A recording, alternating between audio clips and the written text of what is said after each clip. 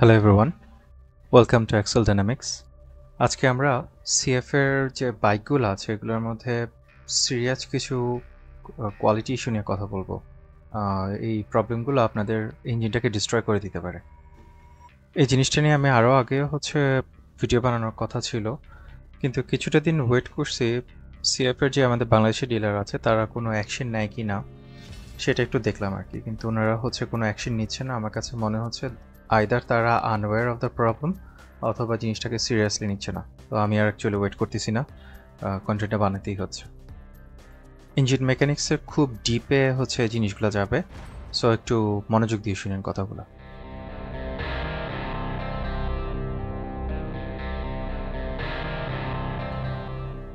CFA 300S এর user যারা আছেন তারা প্রবলি এতদিন জিনিসটা টের পেয়ে গেছেন। তাও আমি একটু ক্লিয়ার করে বলতেছি যে আমাদের 300S এর যে ইঞ্জিনটা আছে এটা খুবই সুপার প্লেফুল একটা ইঞ্জিন, কনসিডারিং দ্য ফ্যাক্ট যে এটা একটা সিঙ্গেল সিলিন্ডার। আর গ্লোবালি আছে আপনি যে জিনিসটা দেখবেন যে অনেক মানুষ এটাকে প্রেস করছে এই ইঞ্জিনটা। জাস্ট আপনি কোনো রেডিট কিংবা যে কোনো অনলাইন ফোরাম যেখানে বাইক এনথুজিয়াস্টরা আছে আর কি, ওখানে গেলেই বুঝতে পারবেন যে আমি এটা কী মিন করতেছি। যে এই প্রবলেমটা যেটা আমি ডিসক্রাইব করতেছি এটা শুধু বাংলাদেশের জন্য exclusive. Let me say it again, এই প্রবলেমগুলো এক্সক্লুসিভ টু বাংলাদেশ অনলি। আর না, এটা ফিউলের সাথে রিলেটেড না। আর এই প্রবলেমগুলো একটা কনসিডারেট নাম্বার অফ ইউজার্সকে এফেক্ট করছে, যার কারণে আমার ধারণা এই প্রবলেমগুলো সিএফ এর যে আমাদের বাংলাদেশের যে ফ্যাক্টরি আছে, ওনার সিএফ এর যে ডিলার, বাংলাদেশি ডিলার, তারা যে বাংলাদেশের যে ফ্যাক্টরিটা করছে এখান থেকে প্রবলেমগুলো হইতেছে। রিমেম্বার যে এই বাইকগুলো কিন্তু সিকেডি হয়ে আসে, মানে কমপ্লিটলি নকডাউন হয়ে দেন গিয়ে বাংলাদেশে আসে। ওনারা সেটাকে অ্যাসেম্বল করে দেন গিয়ে আমাদের কাছে বিক্রি করে। আমি একটা ভিডিও প্লে করবো এখন, ভিডিওটা একটু মনোযোগ দিয়ে শুনেন। ইঞ্জিনের সাউন্ডটা একটু শুনেন, ইঞ্জিন থেকে কী ধরনের নয়েজ বেরোচ্ছে।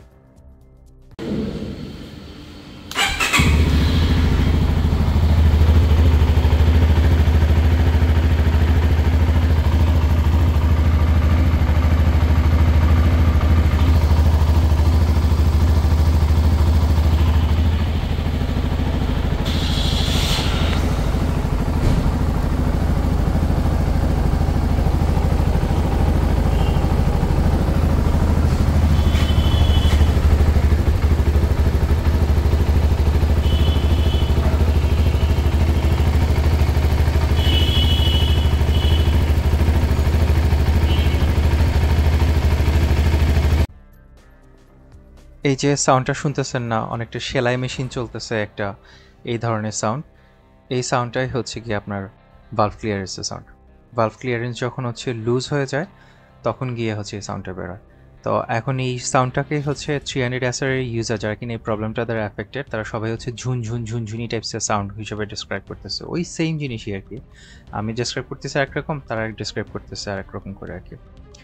তো টিপিক্যালি ডিওএইচসি যে ইঞ্জিনগুলো আছে এগুলা আপনার এসওএইচসি যে ইঞ্জিনগুলো আছে ওগুলো থেকে অনেক বেশি টিকে তাদের ভালভ ক্লিয়ারেন্সগুলো। তো আমার বাইকটা জাস্ট 2.5K চলছে, মানে 2500 কিলোমিটার। তা 2500 কিলোমিটারে এই দিস ইজ দ্য রেজাল্ট। তো এখানে এটাকে আমি একটু এক্সপ্লেইন করতেছি। এই ছবিটা দেখেন, এটা একটা এসওএইচসি ইঞ্জিন, মানে সিঙ্গেল ওভারহেড ক্যাম্প।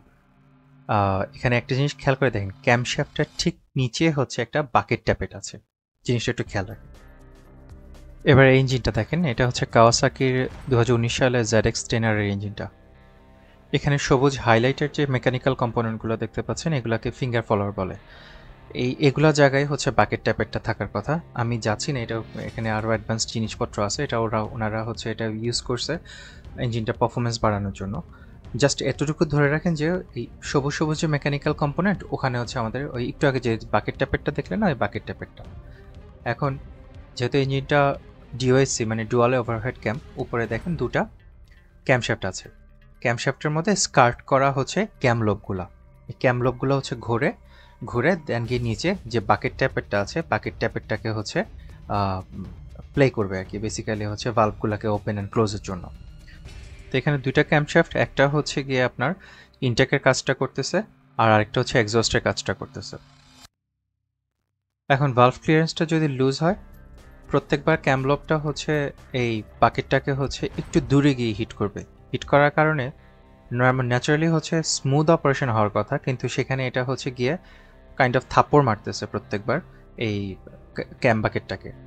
ওই বাকেটটাকে স্ল্যাপিং করার কারণে একটা টিক টিক টিক টিক একটা মেটালিক সাউন্ড, যেটা হচ্ছে আমি যেটা বললাম সেলাই মেশিনের মতো, এটা আরপিএম এর সাথে রাইজ করে এই সাউন্ডটা। এখন আপনি কিভাবে কনফার্ম করবেন যে আপনার এটা ডেফিনেটলি লুজ ভালভ আর অ্যাকচুয়ালি ইঞ্জিনের ভেতরে অন্য কোনো সাউন্ড না? এটা ক্লাসিক কিছু ক্যারেক্টারিস্টিক্স আছে, আমি বলতেছি। ফার্স্ট অফ অল, এই সাউন্ডটা হচ্ছে অলওয়েজ থাকবে আপনার, সেটা ইঞ্জিনটা ঠান্ডা থাকুক অথবা গরম থাকুক। আর যখন ইঞ্জিনটা যখন ঠান্ডা থাকে তখন স্লাইটলি লাউডার হবে। তাই বলে হচ্ছে ইঞ্জিনটা গরম হয়ে গেলে যে সাউন্ডটা কমপ্লিটলি চলে যাবে ওরকম না, সাউন্ডটা কিন্তু স্টিল থাকবে। নাম্বার 2 হচ্ছে থ্রটল লোড যত দিবেন সাউন্ডটা হচ্ছে তত বাড়বে। মানে এই টিকিংটা হচ্ছে আরপিএম ডিপেন্ডেন্ট। আপনার আরপিএম যত হচ্ছে ইনক্রিজ করবে, এই টিকিং সাউন্ডটা তত বেশি হচ্ছে বাড়বে সমানুপাতিক হারে। আপনি আরপিএমটা যত কমাবেন ওই টিকিং সাউন্ডটা হচ্ছে সমানুপাতিক হারেই হচ্ছে নিচে নামবে। আর প্লাস হচ্ছে আপনি যদি স্ট্যান্ড স্টিল অবস্থায়ও যদি হচ্ছে থাকেন, বাইক চালাচ্ছেন না, ওই তখনও যদি আপনি যদি রেভ করেন, তখনও কিন্তু হচ্ছে এই সাউন্ডটা শুনতে পাবেন। ক্লাসিক একটা সাইন আছে, সেটা হচ্ছে আপনার দেখবেন সিলিন্ডারের যে হেডটা আছে, ইঞ্জিনের যে উপরের অংশটা আর কি, যেখানে সিলিন্ডার হেডটা থাকে, সাউন্ডটা দেখবেন ওখান থেকে আসতেছে। ওকে, সো অন্য টাইপসের যদি সাউন্ড হয়, যেমন হচ্ছে আপনার ইঞ্জেক্টর নয়েজ হইতে, ইঞ্জেক্টর নয়েজটা কীরকম? ইঞ্জেক্টর নয়েজটা হচ্ছে আপনি কিছুটা ইন্টারমিডিয়েন্ট সাউন্ড হবে, আর একটু প্লাস্টিকি ক্লিক টাইপসের সাউন্ড হবে, মেটালিক কোনো সাউন্ড হবে না, সেটা হচ্ছে ইঞ্জেক্টরের নয়েজ। আপনার চেইনের নয়েজ বা ক্যামের নয়েজটা কেমন হইতে পারে? ওইটা দেখবেন যে হচ্ছে খুব র্যাটলি, স্ল্যাপি, ইরেগুলার একটা টাইপসের। মানে একটা টিন ক্যানের মধ্যে, র্যাটলি বলতে আমি যেটা বোঝাচ্ছি, একটা টিন ক্যানের মধ্যে ধরেন কতগুলো মার্বেল নিয়ে আপনি ঘুরালেন, ওই যে সাউন্ডটা হবে না, এই সাউন্ডটা হচ্ছে আপনি চেইন বা ক্যামের থেকে হচ্ছে এই ধরনের নয়েজ আসতে পারে। আর সার্টেন আরপিএম ব্যান্ডে হচ্ছে দেখবেন যে সাউন্ডটা খুবই ওয়ার্স, তারপর আবার কিছু সার্টেন আরপিএমে হচ্ছে এটা থাকে না। আর অয়েল টেম্পারেচার হচ্ছে আপনার বাড়ে বা কমে, এটার সাথে হচ্ছে এই নয়েজটাও কিন্তু সাথে বাড়ে কমে। তারপর পিস্টন স্ল্যাপিং নয়েজ, সেটা হচ্ছে খুবই ডিপ হলো একটা নক হবে। এই যে এখানে দেখতেছেন না, হাই পিচড একটু ক্লিকি টাইপসের যে সাউন্ড, এরকম না, খুবই ডিপ হলো সাউন্ড হবে। আর ইঞ্জিনটা যখন ঠান্ডা থাকবে তখন দেখবেন এটা সাউন্ডটা ওয়ার্স, আর যখন হচ্ছে আপনার ইঞ্জিন গরম হয়ে যাচ্ছে একদম কমপ্লিটলি গন, কমপ্লিটলি ভ্যানিশ হয়ে যাবে। আবার যখন ইঞ্জিন ঠান্ডা হবে আবার দেখবেন যে হচ্ছে সাউন্ডটা ফিরে আসতেছে এরকম। আর এটা ইঞ্জিনে বেয়ারিং কিংবা ইঞ্জিনের রড থেকে সাউন্ডটা আসতে পারে, সেটা হচ্ছে সাউন্ডটা অনেকটা ডিপ, একটা হেভি ডাল টাইপসের একটা নক এটা। আর কিছু আপনি যদি লোডে ফালান ইঞ্জিনটা, ওই তো এটাও হচ্ছে ওয়ার্স হয়। আবার লোয়ার পিএমে ইউজুয়ালি অডিবল এটা, মানে আপনি শুনতে পাবেন, কিন্তু হায়ার পিএমে যখন যাবেন দেখবেন যে হচ্ছে সাউন্ডটা আপনি হারাই ফেলতেছেন, আপনি বুঝতে পারবেন না। আর এই যে রড নক বা বেয়ারিং নকের যে সাউন্ডগুলো, এগুলো যদি ইগনোর করেন, এগুলো কিন্তু ইউজুয়ালি ক্যাটাস্ট্রফিক হয়। এখন এই নয়েজটা টেস্ট করা আপনার ইজি একটা সিস্টেম আছে, আমি বলতেছি। আপনার বাইকটা হচ্ছে ঠান্ডা অবস্থায় স্টার্ট দেন, স্টার্ট দিয়ে এটাকে নিউট্রালে ফালান, নিউট্রালে ফেলে তারপরে হচ্ছে সাইড স্ট্যান্ডের উপর রাখেন। রাখার পরে সিলিন্ডার হেডের কাছে কানটা নিয়ে যান, নিয়ে এটাকে হচ্ছে সাউন্ডটা একটু শুনতে থাকেন। কিছুক্ষণ শোনার পরে আস্তে আস্তে আরপিএমটা হচ্ছে ইনক্রিজ করেন। যদি দেখেন যে হচ্ছে যে নয়েজটা আসতেছে, এক্সট্রা নয়েজটা ইঞ্জিন থেকে, সেটা যদি হচ্ছে আরপিএমের সাথে, আরপিএম যত বাড়াচ্ছেন সেটার সাথে স্মুথলি প্রপোর্শনাল একটা ওয়েতে হচ্ছে বাড়তেছে, আর প্লাস সাউন্ডটা একটু আগে তো বললাম সেলাই মেশিনের মতো tick tick tick tick sound, তাহলে এটা ডেফিনেটলি হচ্ছে ভালভ ক্লিয়ারেন্স।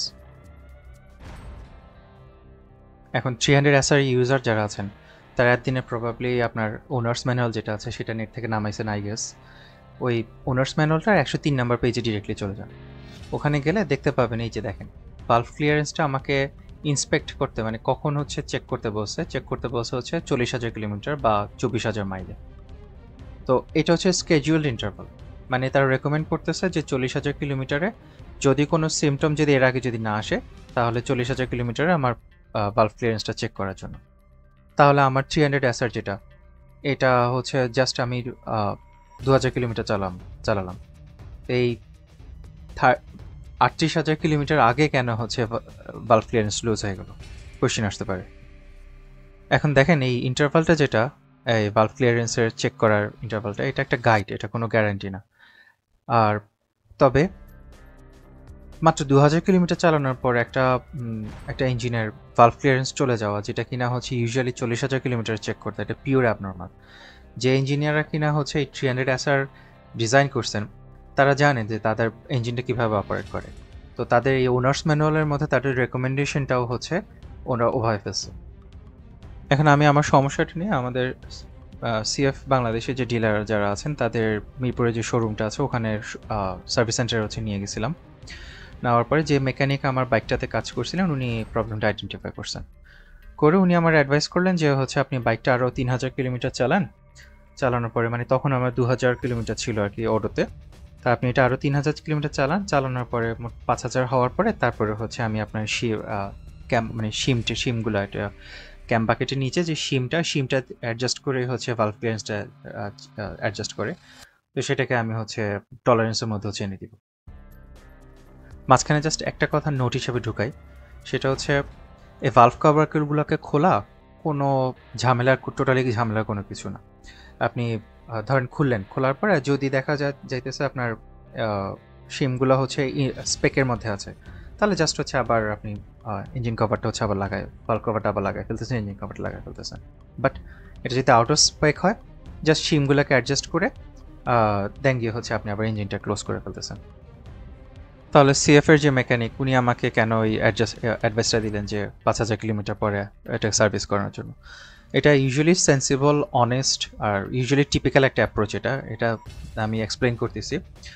নতুন ইঞ্জিনের মধ্যে ইউজুয়ালি ভালভ ক্লিয়ারেন্সেসগুলো অনেক সময় ড্রিফট করতে পারে। এটা সব ইয়েতে যে হয় ব্যাপারটা ওরকম না, বাট এটা আনকমন কোনো প্রবলেমও না আসলে।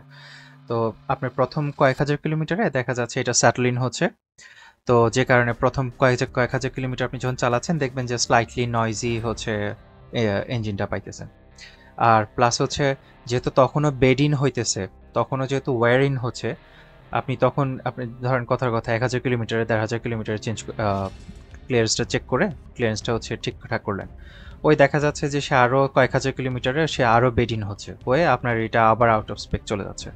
তো ইউজুয়ালি হচ্ছে আপনার ধরেন 3-4-5000 কিলোমিটার গিয়ে এটা প্রপারলি বেড ইন হওয়ার পরে দেন গিয়ে যদি হচ্ছে আপনি ক্লিয়ারেন্সটা হচ্ছে ঠিক করেন, এরপরের হচ্ছে 20-30 হাজার কিলোমিটার আপনাকে হচ্ছে আর জিনিসটা নিয়ে হাত দিতে হবে না। তো ন্যাচারালি এখানে একটা প্রশ্ন আসে যে আচ্ছা আমি যদি ওয়েট করি তাতে কি কোনো প্রবলেম আছে? হ্যাঁ, দেখেন এই যে টিকিং নয়েজটা যদি মাইল্ড হয়, ওই ট্যাপেট নয়েজটা যদি মাইল্ড হয়, সে আর আপনার বাইকটা হচ্ছে স্টার্ট হচ্ছে, সে আইডলিং করতেছে, সে তার নর্মালিও হচ্ছে রান করতেছে with no with no loss of power or backfiring, এই দুটার একটাও হইতে পারবে না, তাহলে হচ্ছে আপনার ক্লিয়ারেন্সটা হচ্ছে জাস্ট এ বিট লুজ। তো এখানে ইউজুয়ালি সিমটম হচ্ছে জাস্ট ওই নয়েজটা, এটা হচ্ছে আপনার ইঞ্জিনটাকে কুইকলি হচ্ছে সেটা নষ্ট করবে না, এটাকে হার্ট করবে না। বাট ভালভ ক্লিয়ারেন্স যদি টু টাইট হয়, মানে লুজের বদল উল্টা টাইট হয়ে গেছে, সেক্ষেত্রে হচ্ছে আপনার ভালভ হচ্ছে পুড়ে যাইতে পারে, আপনার দেখবেন বাইক হচ্ছে স্টার্ট হইতেছে না, আপনার কম্প্রেশন লস হইতেছে, এই ধরনের প্রবলেমগুলো হইলে কিন্তু এটি ইমিডিয়েট হচ্ছে অ্যাড্রেস করতে হবে। তো এখন আমরা ধরে নিই যে আপনি ওয়েট করলেন, তো ওয়েট করলে কি হবে, 5000 কিলোমিটার যাইতে যাইতে আপনার এই টিকিং সাউন্ডটা হচ্ছে আস্তে আস্তে আরও লাউড হবে, আর এর সাথে সাথে স্ট্যাবিলাইজড হয়ে আসবে, মানে এরপরে আর বাড়বে না। তার মানে হচ্ছে তখনই আপনার অ্যাডজাস্ট করার জন্য একদম প্রপার টাইম। তখন যদি আপনি অ্যাডজাস্ট করার পরে এই অ্যাডজাস্টমেন্টটা হচ্ছে আপনার ওভার দ্য নেক্সট 15-20,000 কিলোমিটার এটা সুন্দর হচ্ছে থাকবে, আপনার এই অ্যাডজাস্টমেন্টটা নড়বে না। তো বেশিরভাগ শপই হচ্ছে আমাদের কান্ট্রি না, আমি বাইরের কান্ট্রির কথা বলতেছি, বেশিরভাগ শপ হচ্ছে এভাবেই অ্যাকচুয়ালি করে জিনিসগুলো। তো আপনার এই ভালভ ক্লিয়ারেন্স যদি লুজ যদি থাকে আর কি, আপনার কী করা উচিত? এটার মধ্যে হচ্ছে সবসময় একটু কান রাখেন যে নয়েজটা কি কোনো ওয়ার্স হয়ে যাইতেছে কিনা, আর কোনো নতুন সিমটম হচ্ছে আসতেছে কিনা, যেমন আপনি বাইকটা স্টার্ট হইতেছে না, পাওয়ার লস আপনি ফিল করতেছেন, ব্যাকফায়ারিং হইতেছে, এগুলো যদি 5000 কিলোমিটার যদি আগে যদি আসে, ওয়েট করতে পারবেন না, আপনি হচ্ছে ইমিডিয়েটলি হচ্ছে শপে যান তাদের সিএফের, গিয়ে তাদেরকে বলেন যে হচ্ছে আমার ক্লিয়ারেন্সটা হচ্ছে ঠিক করে দিতে। এখন গুড নিউজটা হচ্ছে লুজ ক্লিয়ারেন্সটা আমি যেটা বললাম যে টাইট ক্লিয়ারেন্স থেকে জেনারেলি সেফার। আর হচ্ছে ধরেন নেক্সট আমি যে যেরকম 2000 কিলোমিটার আসি, হ্যাঁ, নেক্সট 1-2-3,000 কিলোমিটারে কিছু নষ্ট হবে না। বাট এই যে আপনি কিছুদিন ধরে চালাইতে হতেছে লুজ ভালভ ক্লিয়ারেন্স নিয়ে। এটাতে কিছু ডাউনসাইড আছে, আমি এক্সপ্লেইন করতেছি।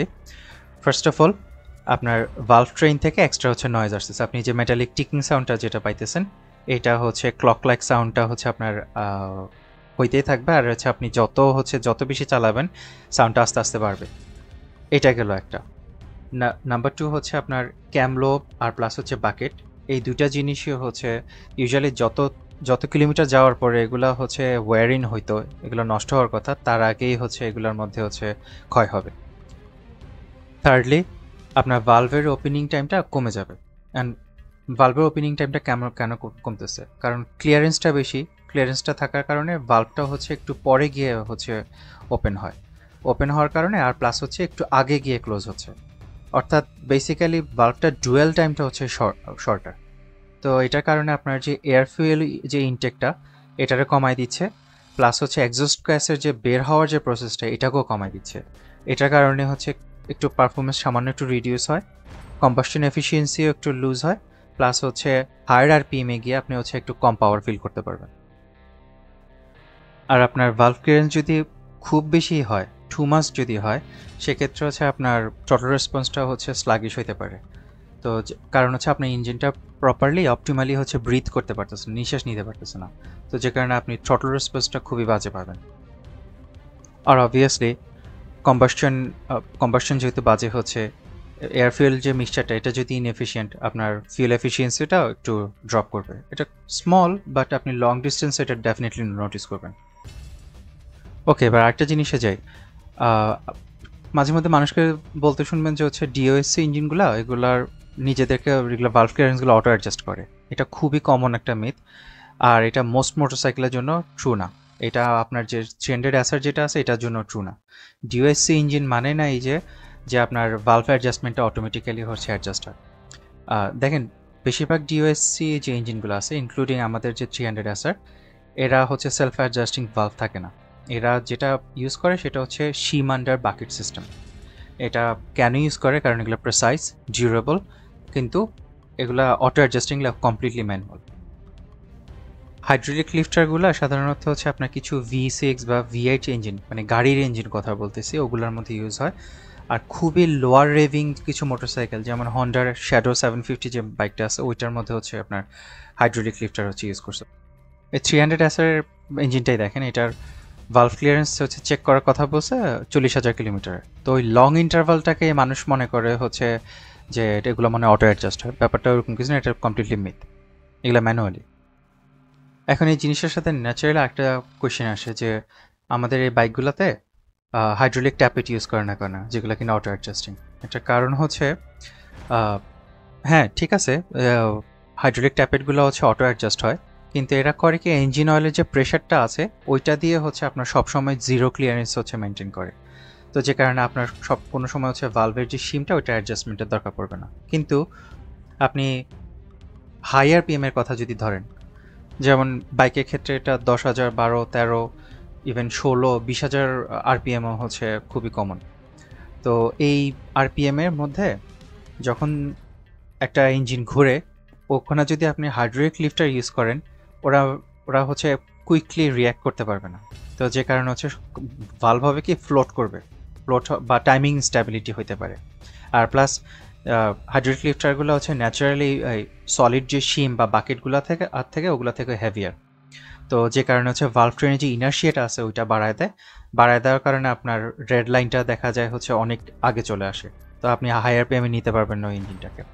আর প্লাস ভারী হওয়ার কারণে হচ্ছে আপনার টাইমিংটাও হচ্ছে তেমন একটা প্রেসাইজ হয় না, যেহেতু তারা অয়েল প্রেশারের উপরে নির্ভর করে। তো অয়েল প্রেশার যদি ইনকনসিস্টেন্সি যদি থাকে, তখন আপনার এই ভালভ টাইমিংটাকে থ্রো করে দিতে পারে। এই কারণে স্পোর্টস বাইকগুলো ইউজুয়ালি আপনার শিমান্ডার বাকেট যে ডিজাইনটা আছে ওইটাকে হচ্ছে প্রেফার করে, কারণ এক্সট্রিমলি হায়ার পিএমে আপনার এগুলো এক্সট্রিমলি স্টেবল থাকে, প্লাস সিস্টেমটা লাইট ওয়েট, হাইলি ডিউরেবল। আমাদের ইয়ামাহা R15 এর কথা বলেন, হন্ডার যে CBR 150R বা 250RR যে বাইকটা, KTM এর যে RC সিরিজ, ইভেন নিনজার ZX66R, ZX10R, ডুকাটির পানি গেলে সেটা এবার ডেসমোডিচি বা অন্য যেগুলো, সবগুলো হচ্ছে আপনার এই সেম ডিজাইনই শিমান্ডার বাকি ডিজাইনটা হচ্ছে ইউজ করে। তো ফাইনালি এখন প্রশ্ন থাকতে পারে যে সিএফ মোটো 300 অ্যাসারে যে এত তাড়াতাড়ি ভালভ অ্যাডজাস্টমেন্টের দরকার পড়তেছে, আর প্লাস এত ম্যাসিভ নাম্বার অফ পিপলের যেহেতু দরকার পড়তেছে কনসিস্টেন্টলি, দ্যাট মিনস এটা ফ্যাক্টরি থেকেই হচ্ছে ওনারা প্রপারলি করতে পারতেছে না। তো এটা কি ম্যানুফ্যাকচারিং ফল্ট? তো শর্ট অ্যান্সার হচ্ছে না, not exactly a fault, but এর মানে এই না যে এটা আইডিয়াল। এটার মানে হচ্ছে আপনার it's a more of a tolerance issue, যেটা কিনা হচ্ছে বাজেট বা মিটিয়ার যে মোটরসাইকেলগুলোর মধ্যে প্রেজেন্ট থাকে। আর স্পেশালি হচ্ছে আপনি যদি ফার্স্ট ব্যাচে একদম ব্র্যান্ড নিউ অবস্থায় যদি নেন, আমাদের বাইকগুলো কিন্তু আমরা সিএফ মোটো মাত্রই হচ্ছে বাংলাদেশে আসলো, তা আমরাই হচ্ছে ফার্স্ট ব্যাচে যারা নিয়েছি সবার হচ্ছে মোটামুটি এই সমস্যাটা হয়েছে দেখা দিছে। তো বোঝাই যাইতেছে যে হচ্ছে সিএফ এর বাংলাদেশি ডিলার যারা আছে ওনাদের যে কোয়ালিটি অ্যাসুরেন্স ওইটা খুব একটা টাইট না।